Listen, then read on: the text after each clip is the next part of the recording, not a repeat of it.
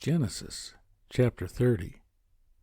And when Rachel saw that she bare Jacob no children, Rachel envied her sister, and said unto Jacob, Give me children, or else I die. And Jacob's anger was kindled against Rachel, and he said, Am I in God's stead, who hath withheld from thee the fruit of the womb? And she said, Behold my maid Bilhah, go in unto her, and she shall bear upon my knees, that I may also have children by her. And she gave him Bilhah her handmaid to wife, and Jacob went in unto her. And Bilhah conceived, and bare Jacob a son. And Rachel said, God hath judged me, and hath also heard my voice, and hath given me a son. Therefore called she his name Dan. And Bilhah, Rachel's maid, conceived again, and bare Jacob a second son. And Rachel said, With great wrestlings have I wrestled with my sister, and I have prevailed. And she called his name Naphtali. When Leah saw that she had left bearing, she took Zilpah, her maid, and gave her Jacob to wife. And Zilpah, Leah's maid, bare Jacob a son. And Leah said, A troop cometh, and she called his name Gad. And Zilpah, Leah's maid, bare Jacob a second son. And Leah said, Happy am I, for the daughters will call me blessed. And she called his name Asher. And Reuben went in the days of wheat harvest, and found mandrakes in the field, and brought them unto his mother Leah. Then Rachel said to Leah, Give me, I pray thee, of thy son's mandrakes. And she said unto her, Is it a small matter that thou hast taken my husband, and wouldst thou take away my son's mandrakes also? And Rachel said, Therefore he shall lie with thee tonight for thy son's mandrakes. And Jacob came out of the field in the evening, and Leah went out to meet him, and said, Thou must come in unto me, for surely I have hired thee with my son's mandrakes. And he lay with her that night. And God hearkened unto Leah, and she conceived, and bare Jacob the fifth son. And Leah said, God hath given me my hire, because I have given my maiden to my husband. And she called his name Issachar. And Leah conceived again, and bare Jacob the sixth son. And Leah said, God hath endued me with a good dowry. Now will my husband dwell with me, because I have borne him 6 sons. And she called his name Zebulun. And afterward she bare a daughter, and called her name Dinah.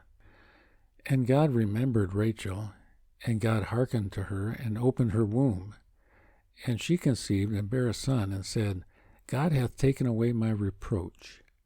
And she called his name Joseph, and said, The Lord shall add to me another son. And it came to pass, when Rachel had borne Joseph, that Jacob said unto Laban, Send me away, that I may go unto my own place and to my country. Give me my wives and my children, for whom I have served thee, and let me go, for thou knowest my service which I have done thee. And Laban said unto him, I pray thee, if I have found favor in thine eyes, tarry, for I have learned by experience that the Lord hath blessed me for thy sake. And he said, Appoint me thy wages, and I will give it. And he said unto him, Thou knowest how I have served thee, and how thy cattle was with me. For it was little which thou hadst before I came, and it is now increased unto a multitude. And the Lord hath blessed thee since my coming. And now when shall I provide for mine own house also? And he said, What shall I give thee? And Jacob said, Thou shalt not give me anything. If thou wilt do this thing for me, I will again feed and keep thy flock. I will pass through all thy flock today, removing from thence all the speckled and spotted cattle, and all the brown cattle among the sheep, and the spotted and speckled among the goats, and of such shall be my hire. So shall my righteousness answer for me in time to come, when it shall come for my hire before thy face. Every one that is not speckled and spotted among the goats, and brown among the sheep, that shall be counted stolen with me. And Laban said, Behold, I would it might be according to thy word. And he removed that day the he-goats that were ring-straked and spotted, and all the she-goats that were speckled and spotted, and every one that had some white in it, and all the brown among the sheep, and gave them into the hand of his sons. And he set 3 days' journey betwixt himself and Jacob fed the rest of Laban's flocks.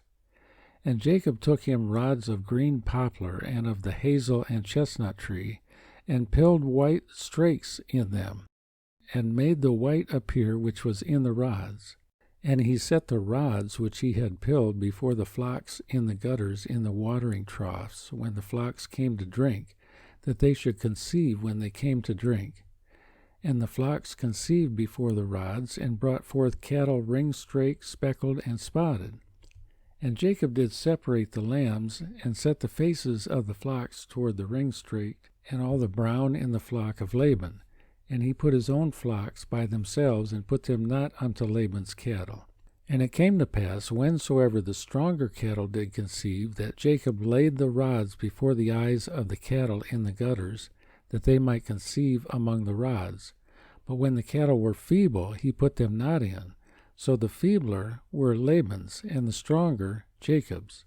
And the man increased exceedingly, and had much cattle, and maidservants, and menservants, and camels, and asses.